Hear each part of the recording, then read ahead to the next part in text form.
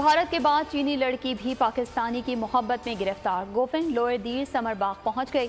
चीनी लड़की का 3 साल से जावेद हाशमी से राबता था। बारास्ता सवात गिलगित बल्तिस्तान पहुंची।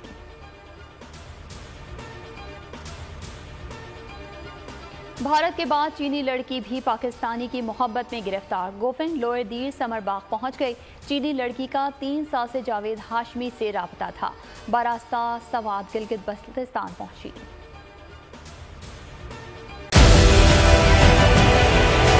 डिजिटल लोन स्कैम, आवाम को कर्जों के जाल में फंसाकर लूटने वाले भेड़िए बेनकाब। बोल की काविशें बारावर साबित हो गईं। ऑनलाइन कर्ज माफिया के गिर्द घेरा तंग हो गया है।